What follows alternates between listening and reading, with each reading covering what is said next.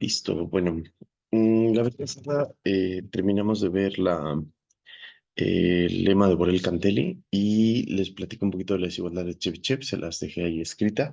Esto fue con el objetivo de poder ver el teorema en la forma en la cual nosotros podemos escribir la prueba.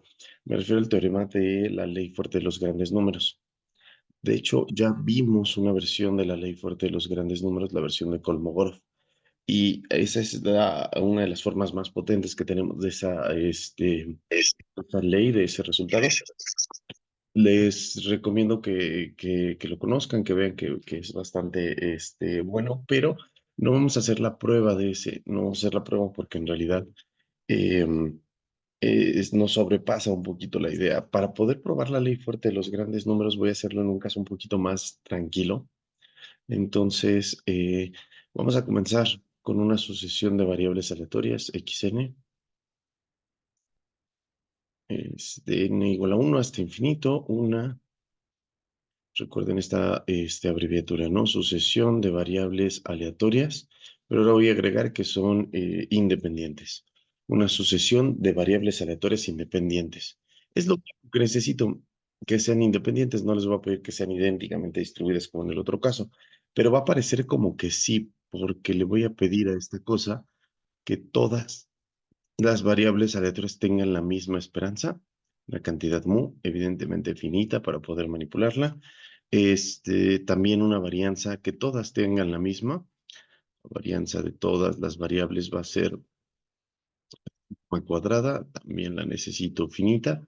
Y finalmente necesito un cuarto momento.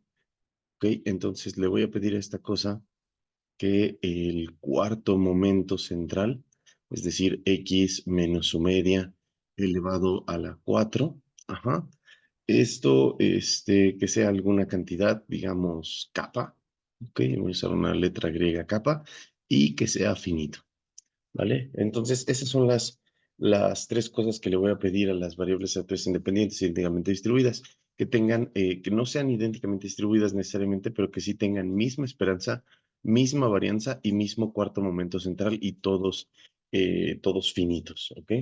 No necesariamente son la misma distribución para todas las variables. Lo único que sí necesito que sea un hecho es que tengan estos mismos tres momentos. ¿Vale? Hasta el cuarto momento y cuarto momento finito. De hecho, esta ley de los grandes números se conoce como la ley fuerte para cuarto momento finito. Y lo que dice el teorema es que entonces si tú te tomas 1 dividido entre n y multiplicado por la suma de las variables, digamos, x y, desde i igual a 1 hasta n, una suma parcial de n variables de la sucesión, y luego tomas el límite cuando n tiende a infinito, ¿ok? Entonces esto converge casi seguramente a mu, ¿sí? Esta es la forma más clásica y bien conocida de la ley fuerte de los grandes números. Una sucesión de variables aleatorias que al menos tuviera esperanza, no necesariamente les digo idénticamente distribuidas, pero aquí sí me está solicitando la parte de independencia.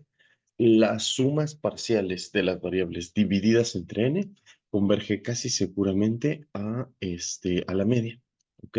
Entonces, esta es una de las grandes formas de escribirlo porque nos da una interpretación de lo que la esperanza significa. La esperanza significa el punto, la constante a la cual convergen estas sumas parciales. Obviamente le da un significado solamente a las variables que cumplen al menos ser una asociación de variables independientes con todo esto.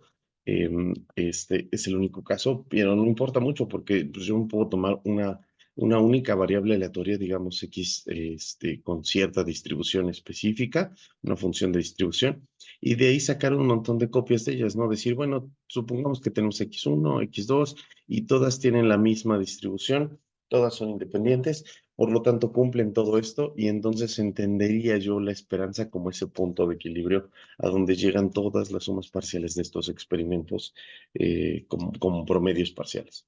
Pero entonces ahí ya lo podría explicar de esa forma y el único cacho que no podría yo dar una explicación es qué pasa con las variables que no tienen valor esperado, ¿no? ¿Qué pasaría que esto se va a infinito o qué es lo que está pasando? pero bueno, no nos metamos ya tanto en eso. Dejémoslo hasta ahí. Entonces, la demostración de esta de acá es un tanto engorrosa porque lo que voy a hacer es ver que utilizar Borel Cantelli. Vamos a usar lema de Borel Cantelli.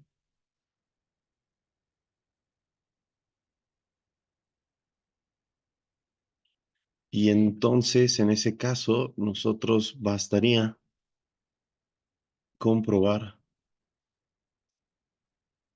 que, digamos, la suma de probabilidades de la siguiente cosa, las probabilidades de que la distancia entre el promedio parcial que estoy diciendo y mu, ajá, la suma de estos promedios parciales es mayor que epsilon.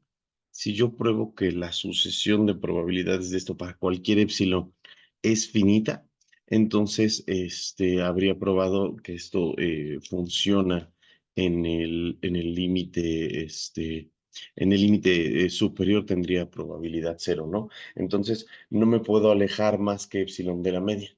Lo que yo voy a ver es que la probabilidad de que la suma de las variables divididas entre n se aleje de mu más que alguna constante, tiene probabilidad tan pequeña que si tomo esta suma completa sobre todos los posibles promedios parciales, de hecho va a ser algo finito, ¿no? O sea, va a converger a algo tan tranquilo. Entonces, pues bueno, vamos a hacer eso. Este, mm, Vamos a calcular cada una de esas probabilidades, al menos acotarla, ¿no? Entonces yo quiero calcular la probabilidad de que mi suma parcial de mis x's dividida entre n, esta suma parcial de las x's dividida entre n, si le resto la media, la distancia entre estas dos, la quiero calcular la probabilidad que sea mayor que algún epsilon, ¿no? Esta de acá quiero calcular cuánto vale para ver qué va a pasar con la suma de todas ellas. Y no voy a poder calcularla, pero sí voy a poder acotarla. ¿Ok? Primero voy a cambiar esta n, voy a multiplicar aquí por una n, acá también por una n y aquí desde luego por una n, ¿no? Entonces, esto para quitarme la división entre n, aquí me va a quedar n veces mu y acá me va a quedar n veces epsilon. Entonces, esto sería la suma de las variables x y menos n veces mu, todo esto en valor absoluto, mayor que n veces epsilon. ¿Vale? De ahí lo que voy a hacer ahora es ver que n veces mu es como sumar n veces esa misma cantidad. No, entonces en lugar de escribir n veces mu, voy a agregar la mu adentro de la suma. Entonces, eso me va a quedar de esta forma. Esto va a ser la probabilidad de que la distancia de la suma desde igual a 1 hasta n y las sumas ahora va a ser x y menos mu. ¿Ok? Lo meto a la suma. Entonces ya cuando divida la suma, pues la x y va a estar sumándose y la mu va a estar multiplicado por n porque la estoy sumando n veces. Y del otro lado esto sigue quedando exactamente igual, no hay mucha diferencia. Y bueno, esto sería un cuento demasiado largo, lo voy a poder acotar, ajá, lo voy a poder acotar esto gracias a Chebyshev con lo siguiente, 1 sobre epsilon multiplicado por n elevado a la 4 y multiplicado por el valor esperado de la variable que está aquí adentro, ajá, elevado a la 4. Y la variable que está ahí adentro es las sumas desde i igual a 1 hasta n de x y menos mu y toda la suma elevado a la 4. ¿Ok? Eso es por lo que vimos la clase pasada de la desigualdad de Chebyshev. Por eso puedo hacer esta cota. Desigualdad de Chebyshev.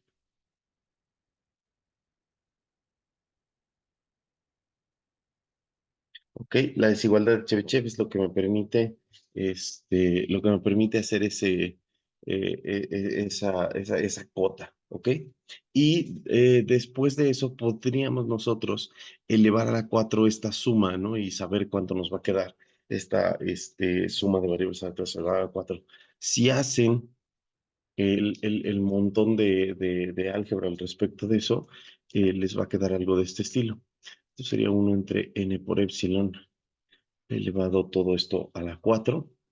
Y al momento en el que ustedes eleven a la 4 esta cantidad les van a quedar sumándose elevadas a la 4 que son los kappa y sigmas por ahí que van a estar apareciendo. Entonces esto les va a quedar algo así como n veces kappa, esa cantidad que nosotros estamos calculando, más n por n menos 1 multiplicado por sigma cuadrado. ¿Ok? Y ya está. Eso es todo lo que les va a terminar saliendo. Bueno, sí, esto es todo lo que les termina quedando ahí. Les queda esta n multiplicada al cuadrado ahí adentro y listo, ¿ok? El asunto es que cuando ustedes chequen esto, digamos, aquí hay una n al cuadrado, aquí hay otra n al cuadrado y va a cancelar por esta n que está elevada a la cuarta. Ajá. Y me puedo llevar esta epsilon, digamos, y ponerla arriba del cociente como una especie de constante. La cosa que pasa aquí es que esto es aproximadamente, o bueno, cambiándolo con una constante, esto lo van a poder acotar por una constante dividida entre n al cuadrado, ¿ok? Entonces, como tienen esta n elevada al cuadrado abajo del cociente, porque todos los de acá a lo más llegan a tener grado 2 y el de abajo del cociente tiene grado 4, lo pueden acotar así con una constante y una n elevada al cuadrado de este lado. Por otro lado,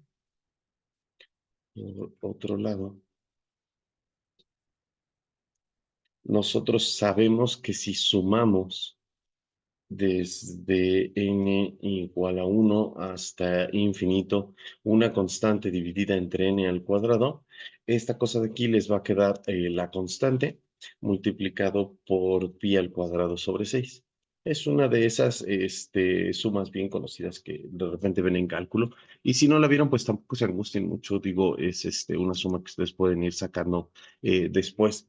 Es parte de esas sumas como cuando les dicen, a ver, saca la suma hasta n de los primeros naturales, ¿no? Y ya sacan n por n más 1 sobre 2. O qué pasa si sumas los naturales a los recíprocos, ¿no? Desde n igual a 1 hasta infinito. Y descubren que esto de acá se va a infinito la suma. Pero cuando ustedes elevan al cuadrado esta cantidad, en ese caso ya no se va a infinito.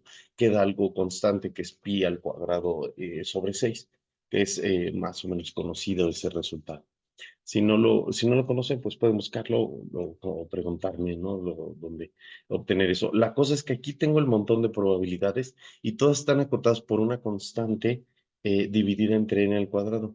Cuando sumo de ambos lados y sumo aquí y sumo aquí, me va a quedar que esto es algo fijo, algo acotado, que era lo que yo estaba buscando aquí, que fuera menor que infinito, ¿no? Que me hubiera algo acotado y por lo tanto puedo utilizar Borel-Cantelli para decir que el límite superior de esta asociación de conjuntos tiene probabilidad cero. Entonces hay probabilidad cero de que la distancia de las variables a la media sea mayor que cualquier cantidad. Y esto recuerden que lo hemos hecho para cualquier epsilon. No importa qué, ajá, no importa qué epsilon tengamos. Todo lo que hicimos aquí, todo eso de ahí funciona muy bien para cualquier epsilon mayor estricto que cero, ¿no? Entonces, como todo eso está funcionando justo para cualquier epsilon, nosotros podemos concluir entonces que 1 entre n multiplicado por la suma parcial de las variables hasta esa n converge de forma casi segura a la variable en ¿vale? Es un poco complicado hacer las pruebas de convergencia casi segura, como acaban de ver. Llegar a utilizar Borel-Cantel y esas cosas suele complicarse un poco. Por lo tanto, buscamos otras formas de convergencia un poquito más fáciles que les voy a platicar ahorita y que nos facilitan muchísimo más las cosas y que no requiere hacer tanto malabar tan extraño. Entonces, más adelante les platicaré un poquito de las otras formas de convergencia. Um, sí, vamos directamente a esas. Entonces, las otras formas de convergencia, nos faltan otras tres, que es la convergencia en probabilidad, la convergencia en media y la convergencia débil. Voy a pasar a empezar convergencia en probabilidad, que es una convergencia un poquito menos pedir, digamos, que lo que fue convergencia casi segura. Es un poquito más tranquila, requiere un poco menos de lo que requería convergencia casi segura y es es mucho más fácil de probar, digamos, como con la desigualdad de Chebyshev. Entonces me espero un poco más porque están copiando esto y bajo a definir la desigualdad, la convergencia en probabilidad.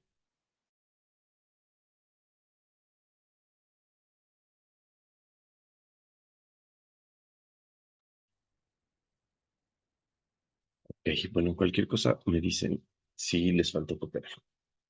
Entonces, consideremos a una sucesión de variables aleatorias, xn. Esta de aquí es una sucesión de variables aleatorias. No sabemos exactamente cómo es la sucesión, pero es alguna sucesión de variables aleatorias. Entonces nosotros decimos que esta sucesión de variables aleatorias converge en probabilidad, converge en probabilidad. Ok, esta es una forma de decirlo, así como cuando antes decíamos converge de forma casi segura o converge casi seguramente. Esta es otra forma de hablar de convergencia y es convergencia en probabilidad. Entonces digo que converge en probabilidad a alguna variable aleatoria X, ajá, si ocurre algo un poquito más intuitivo, un poquito más fácil que convergencia casi segura. Le voy a pedir al límite, cuando n tiende a infinito, de la probabilidad de que la distancia entre las variables, probabilidad de que la distancia entre xn y la variable x sea mayor que epsilon, la probabilidad de que disten más que epsilon, converja a cero. Ajá.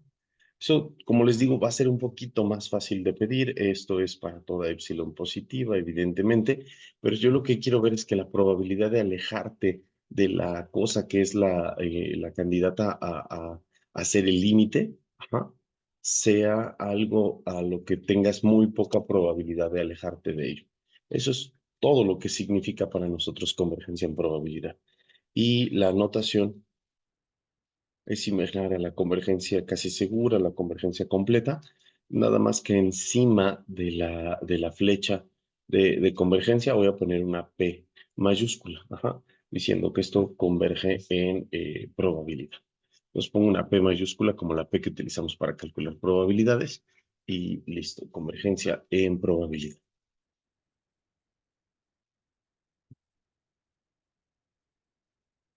Ahí está. ¿Vale? Y bueno, esta nos permite generar un montón de teoremas más sencillos, un montón de resultados muchísimo más simples. En particular, hay un montón de teoremas que se conocen como las leyes débiles de los grandes números. Em, Se le conocen como leyes débiles porque no es convergencia casi segura. Voy a platicarles de varios de ellos, teoremas de leyes de los grandes números. Entonces, esto de aquí va a ser sobre unos 5 teoremas que voy a escribir uno tras otro, que son sencillos de entender, ¿va? Entonces, estos son leyes débiles, débiles de los grandes números.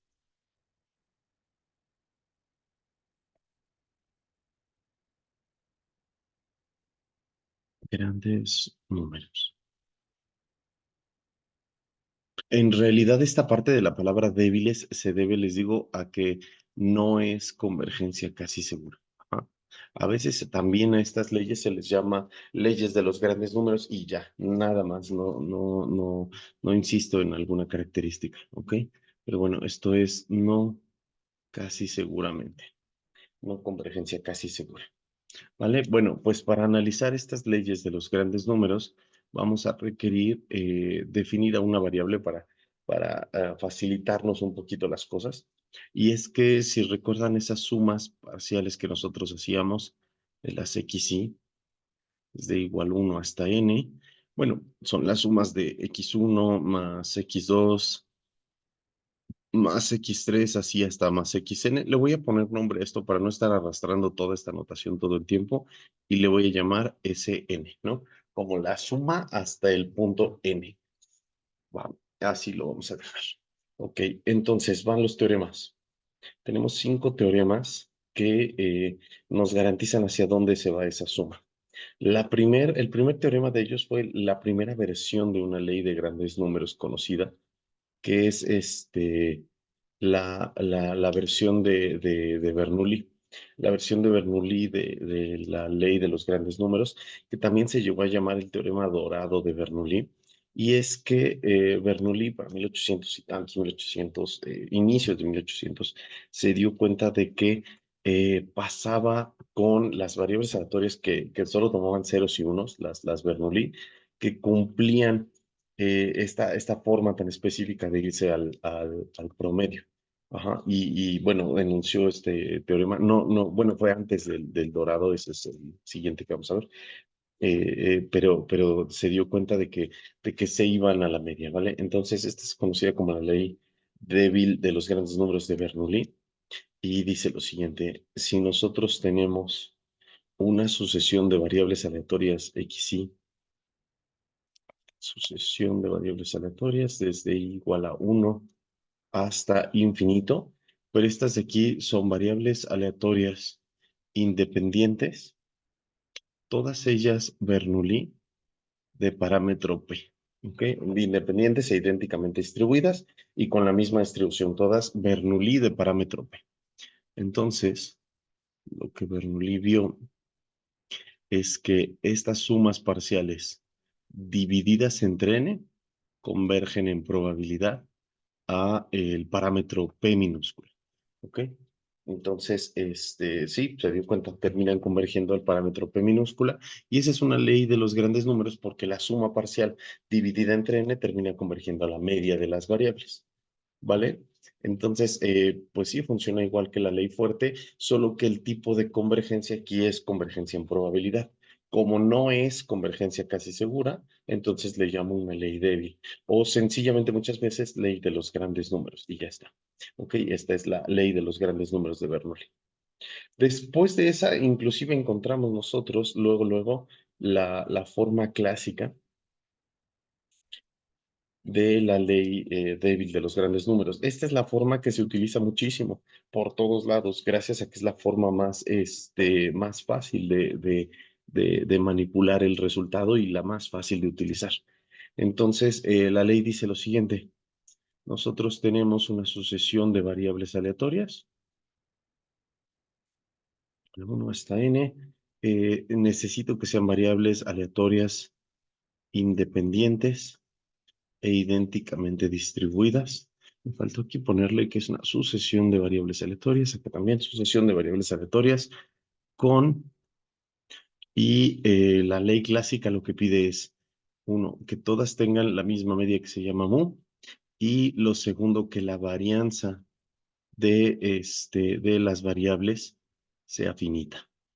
¿Ok? No voy a pedir cuarto momento finito como en la ley que probé hace rato de la ley fuerte de los grandes números con cuarto momento. Ese del cuarto momento lo pido porque nos facilita a nosotros poder probarlo, pero como saben, con la ley de Kolmogorov solo necesitaría yo que tuvieran esperanza y listo. ¿Ok? Bueno, en el caso clásico de la ley de los grandes números, para su versión no casi segura, necesito independientes e idénticamente distribuidas con esperanza y varianza finita. Bueno, si eso ocurre, Entonces yo puedo garantizar que la sucesión de promedios parciales, las sumas divididas entre n, terminan convergiendo a la media, a mu. ¿Ok? Y les digo, esta se llama la ley clásica porque es la que se suele utilizar más que todas, que cualquier otra. Es la forma más utilizada de todas. Que lleguen a utilizarlas ustedes en cualquier momento. Lo más seguro es que utilizarían esta versión que acabo de probar acá. Ok, que acabo de enunciar acá. Todavía no hemos probado nada. Ahora, el punto número 3 es la versión de Poisson, la ley débil de los grandes números de Poisson, que curiosamente usa Bernoulli, pero afloja un poquito las cosas para hacerlo un poco más, menos restrictivo. Entonces, tenemos nosotros aquí una sucesión de variables aleatorias independientes, pero la versión de Poisson dice lo siguiente: suponte que todas tienen distribución Bernoulli, pero diferente parámetro. ¿Ok? No son idénticamente distribuidas. Tienes un montón de Bernoullis, pero los parámetros son distintos todos entre sí. Entonces no existe un parámetro al cual converjan todas y por lo tanto la forma en la que le escribe Poisson es la siguiente. Si tú te tomas a la sucesión de sumas divididas todas entre n y le restas la esperanza de esa variable, es decir, el valor esperado de ese n dividido entre n, que a fin de cuentas, la parte de acá arriba, la esperanza de la suma de las variables, va a ser algo así como la suma de todos los parámetros p sub i, ¿no? Porque la esperanza del primero va a ser p1, más la esperanza del segundo que va a ser p sub 2, más la esperanza del tercero que va a ser p sub 3, y así sucesivamente hasta p sub n, y nos va a dar la suma de todos estos. Lo que hice Poisson es, tómate esa suma, divídela entre n, y réstala a las sumas parciales de las variables que tienes ahí. El asunto con eso es que si lo haces de esa forma, la variable resultante, que es esa resta que les coloqué aquí, esta resta de acá, va a terminar convergiendo en probabilidad a cero. ¿Ok? Entonces es como si las sumas parciales convergieran al promedio de esas sumas, solo que ese promedio es una cosa rarísima, de la cual no sabemos exactamente cómo es. Pero bueno, el asunto es que esto se va a terminar yendo a cero en probabilidad. ¿Ok? Se va a terminar yendo a cero en probabilidad. Y esa es la ley de Poisson. Acá lo interesante es que Poisson empezó a quitar del camino el hecho de que las cosas fueran idénticamente distribuidas.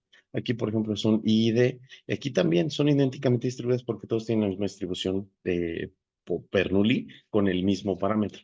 Pero Poisson lo quitó, dijo, no, no es necesario. Mira, solamente con que todas sean Bernoulli, no necesariamente del mismo parámetro, pero con que sean Bernoulli, podemos probar esto.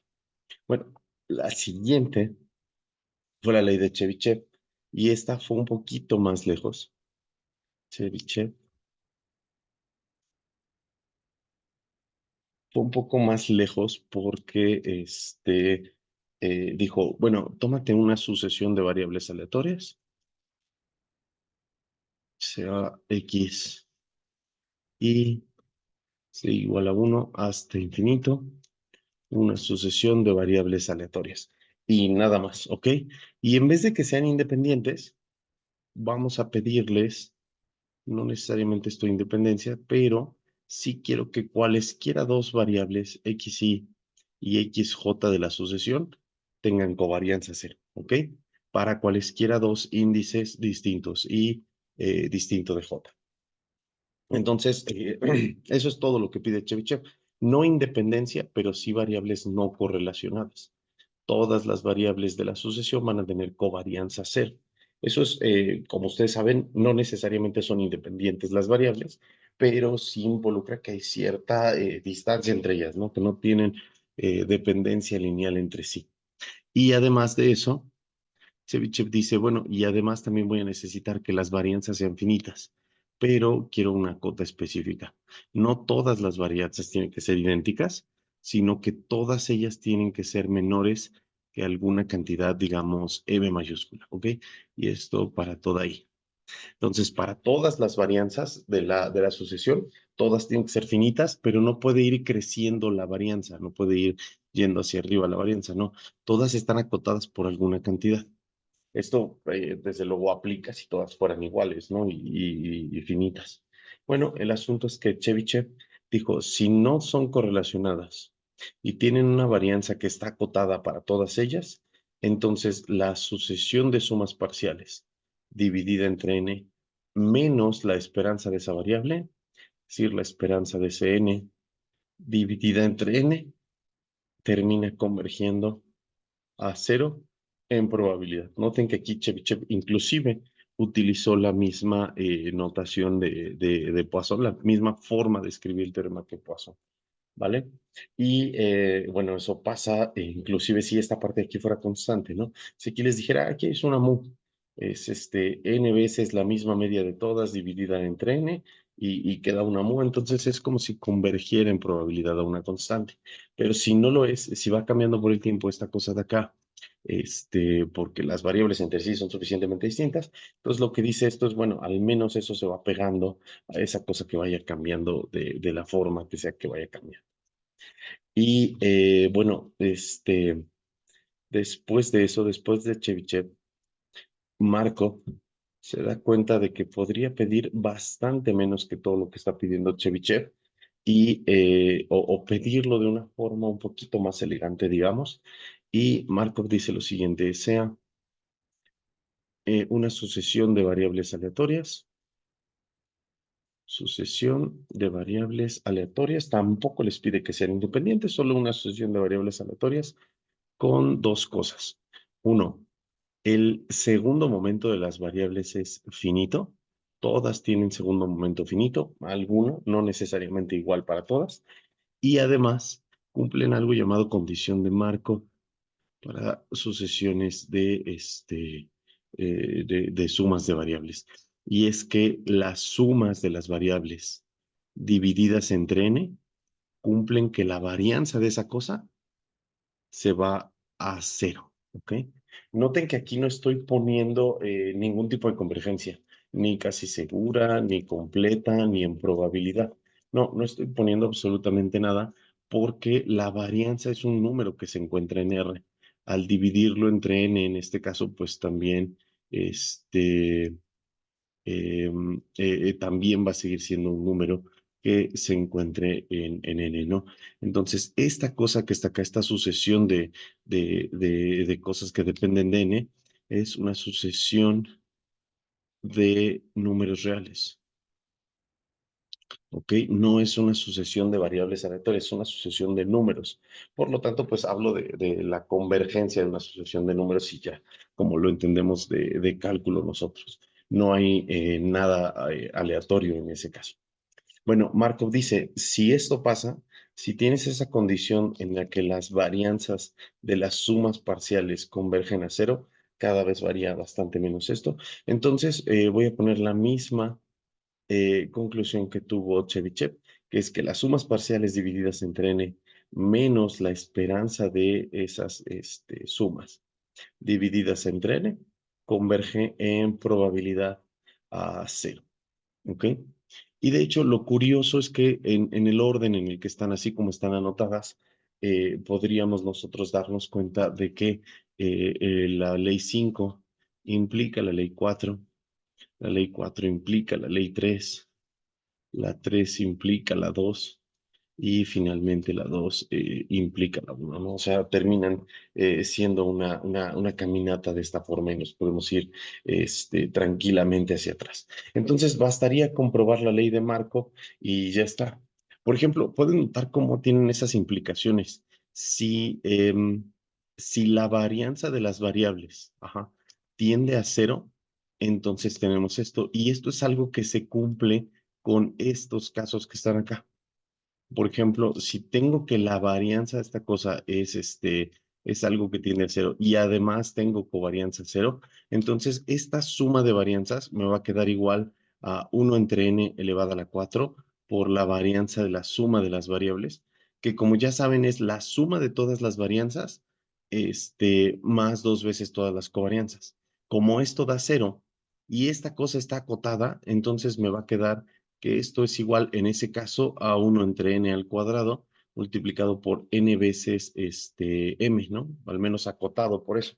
Cancelo la n con este cuadrado y me queda que esto está acotado por m mayúscula dividido entre n. Y cuando hago tender n a infinito, pues eso se va a ir evidentemente a cero.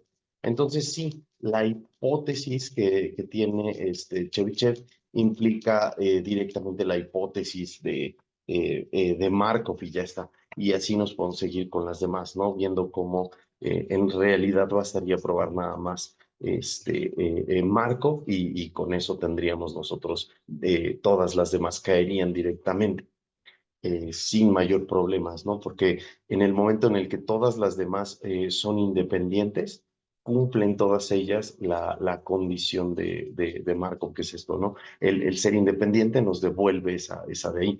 E incluso ser independiente o tener covarianza cero y varianza finita, como lo acabamos de ver acá. Entonces, tener eso, y bueno, acá también evidentemente pedí varianza finita. Y en el caso de Bernoulli no lo pedí, pero yo sé qué es, porque pues la variable aleatoria Bernoulli tiene varianza finita. Entonces, sí, todas entre sí tienen ciertos resultados y se pueden aplicar de diferentes formas. Si aprenden a utilizarlas para diferentes casos, les vendrían muy bien, serían súper útiles en general. Pero lo que sí es muy cierto es que la más utilizada de todas es la clásica. Ajá. No es, como se dan cuenta, ni la más fuerte ni la más débil de todas ellas. De hecho, queda ahí como en segundo lugar de las colocadas, pero esa forma clásica es la que más se utiliza en todos lados. Y digo, también pasa porque es un poquito difícil de entender este tipo de cosas, ¿no? No hay una constante a la que se vaya. De aquí en adelante todas quedan escritas de esa manera. Pero en la clásica fue la última de estas donde había una media a la cual converger. Después de esa, las variables dejaron de tener la misma distribución. Aquí tenían todas distribución Bernoulli, pero distinto parámetro. Aquí ni siquiera pregunté qué distribución tenían y aquí lo mismo, tampoco preguntamos ni qué distribución tenían. Por lo tanto, la forma clásica es la que trae una forma de entenderlo de lo más sencillo posible y bueno, es la que más gusta de todas. ¿Vale? Bueno, para la prueba de esto que me gustaría que viéramos, solamente bastará con que probemos la de Bernoulli y la de Markov, perdón, y listo. Y de hecho la prueba es muy, muy, muy inmediata utilizando la desigualdad de Markov. Y es lo siguiente. Si yo calculo la probabilidad de que esta variable Sn menos su media, la esperanza de ese n dividido entre n, sea mayor a epsilon, ¿no? Que la lejanía de estas variables sea mayor a epsilon. Esto por la desigualdad de Chebyshev está acotado por la varianza de la variable dividido entre epsilon. Recuerden que esto es lo mismo que si yo tuviera algo así como la probabilidad de que la distancia de la variable a su media, a su valor esperado, sea mayor que epsilon. Y Chebyshev me dice, esto es menor o igual que la varianza de la variable que tú tienes en consideración aquí, dividido entre epsilon elevado al cuadrado, ¿no? Esa es la forma de la desigualdad de Chebyshev. Entonces, si simplemente la aplico aquí, aplico tal cual la desigualdad de Chebyshev a esa estructura que tengo ahí, lo que va a resultar es que me va a quedar la varianza de Sn entre n, ¿no?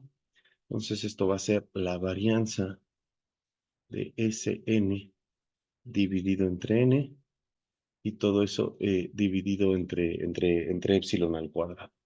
Y acá lo interesante es que, bueno, esta epsilon no pinta, no, esto es 1 entre epsilon elevado al cuadrado multiplicado por la varianza de Sn entre n. Y utilizando la condición que nos estaban pidiendo de este lado, que esto termina yéndose a cero, tenemos todo lo que necesitamos, ¿no? Como ven, la forma de escribirlo para la versión de Markov es muy fácil porque dice, nada más usa esta parte y esta parte de aquí converge a cero porque es una sucesión de números reales. Por lo tanto, esta probabilidad, el límite de esta probabilidad es igual a cero, que es en sí la definición de convergencia en probabilidad, ¿no? La probabilidad de que la variable menos la variable candidato al límite, su distancia sea mayor que epsilon. Cuando tomo el límite de las probabilidades, cuando n tiende a infinito, es igual a cero, por lo tanto hay convergencia en probabilidad. Y es lo que terminamos probando aquí.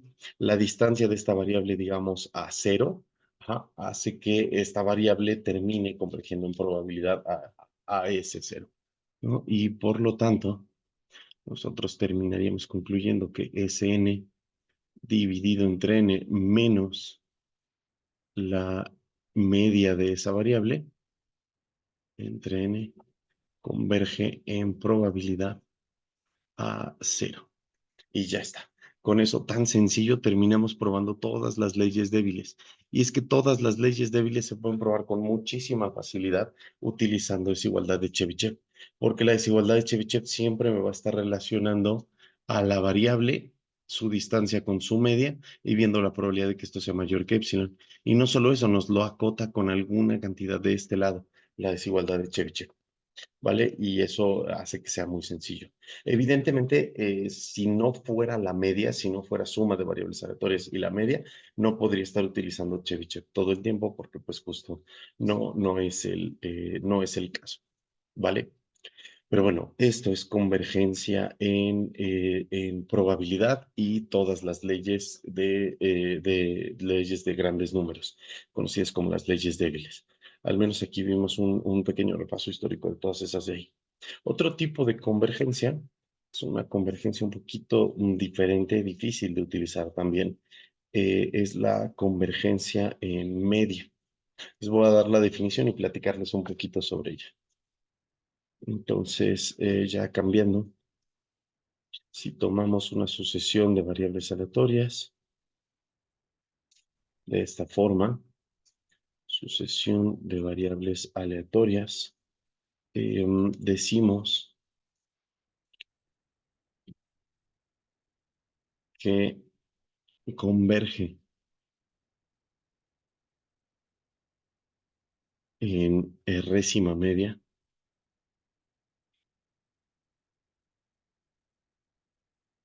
o decimos que converge en media R a alguna variable X, ajá, converge en résima media o converge en media R a cierta variable aleatoria, si ocurre lo siguiente. El límite, cuando n tiende a infinito, de la esperanza de, digamos, la distancia entre la sucesión de variables y la variable que es el candidato a ser límite, elevado esto a la R, es igual a 0. ¿Ok? Entonces, si yo tomo la esperanza de la distancia entre la variable y su límite, elevado esto a la R, ¿no? Entonces esto pues se tendría que ir a 0, ¿no? La variable tendría que ser más y más y más y más pequeña. En este caso hablo de algo llamado convergencia en enésima media. La notación es similar a todas las demás y es que X converge a la variable X. Nada más que aquí le voy a poner el valor R. Ajá, pero directamente el valor. En realidad aquí no va a pasar que siempre le dejemos una R. En realidad esto lo voy a escribir como que X converge en segundo momento a esta variable X. O converge nada más en media a X. O converge en momento número 4 a X, ¿no? En media 4 a X, ¿vale? Entonces le voy a poner tal cual el número cada vez que lo necesite. De hecho, esta es la única convergencia que tiene varias formas, porque no necesariamente va a ser siempre el formato de R. Ajá. Todas las demás van a tener así de converge, casi seguramente converge en probabilidad. Entonces tengo la flecha, casi seguramente, o tengo esa flecha y pongo en probabilidad. Pero en media, en enésima media, no voy a estar poniendo la R. Voy a poner cuál es el valor, un 2, un 3, un 4 o lo que sea, ¿no? Entonces, esto es convergencia en enésima media. Y bueno, para terminar por hoy, pues veamos la última tipo de convergencia y dejémoslo ahí. Y ya después vemos algunos ejemplos de Sí, aplicación de no cálculo. estoy entendiendo muy bien la notación de qué es X, igual para la definición de convergencia de probabilidad. ¿Cuál X? Esa X dice notación XN converge X. ¿Esta de Ajá, acá? exacto. Ajá. Esta es una variable aleatoria a la cual converge la sucesión. Ajá. Digamos, es una variable aleatoria donde se va a ir. Por ejemplo, en todas las leyes de acá, la cosa a la que convergía era algo determinista, porque esta variable convergió a la cantidad P, esta de acá convergió a la cantidad mu, esta variable converge a 0, esta también converge a cero, pero es porque justo las leyes de los grandes números nos terminan dando eso, un montón de variables que se van a una constante, ajá, que a largo plazo terminan yendo a una constante. En el caso general podrían irse a cualquier variable. Por ejemplo, aquí podría tener una sucesión de variables aleatorias que se vaya a otra variable aleatoria con otra distribución distinta. ¿Sí me entiendes? Ok, ok, máquina, gracias. No necesariamente una constante. Lo mismo pasa aquí, esta sucesión de variables aleatorias, en el límite se va a ir a algo aleatorio, que es esta de acá, o que podría ser constante, como en las de arriba, pero podría ser cualquier otra cosa aleatoria. Vale, bueno, espero que haya quedado claro. Ahora, voy a poner la último tipo de convergencia ya para que nos podamos ir con el hecho de que todas estas están definidas y ahora que volvamos a clase podríamos ver algunos ejemplos de esto de convergencia en media o convergencia en la siguiente que vamos a ver. Definición. Mm, Este último tipo de convergencia es la más usada de todas, ¿ok? Es la que vamos a usar porque es la más fácil de probar de todas ellas. Entonces, dentro de todos los tipos de convergencia, para probar esta última, para checar si sí pasa, es la más fácil. Entonces, tengo una sucesión de variables aleatorias y decimos que converge en distribución,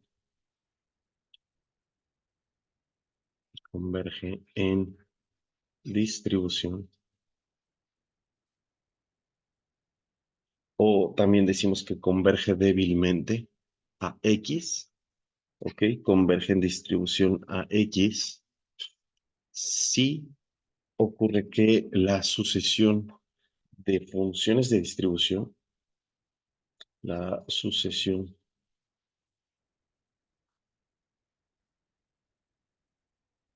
de funciones de distribución de las variables, digamos f de x n, desde n igual a 1 hasta el infinito, converge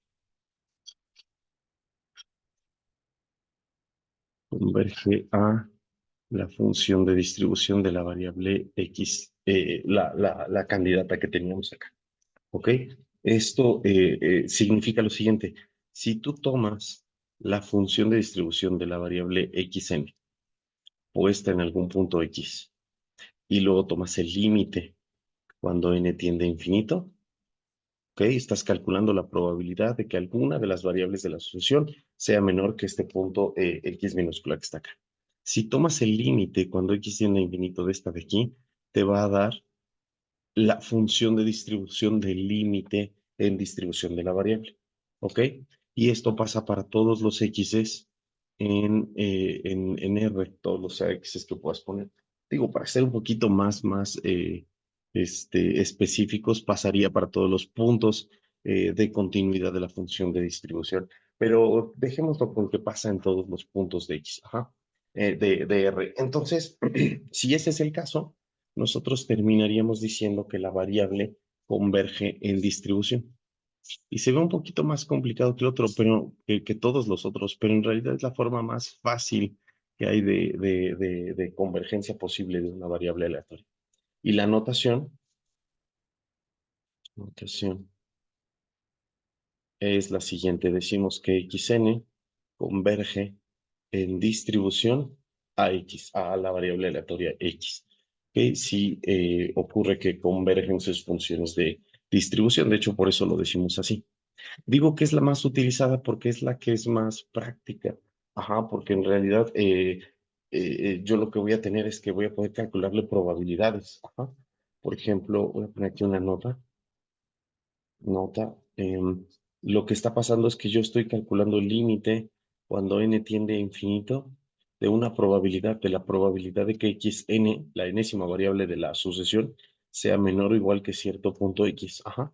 Y esto me está devolviendo la probabilidad de que una variable sea menor o igual que x. Entonces, evidentemente, esta variable es una especie de límite de la sucesión, ¿no? Cuando n tiende a infinito, esta variable se está pegando a la otra variable x que está de este lado. Y no solamente va a funcionar para cotas de este estilo, menor o igual. En realidad ustedes saben que la distribución define completamente todas las probabilidades de una variable.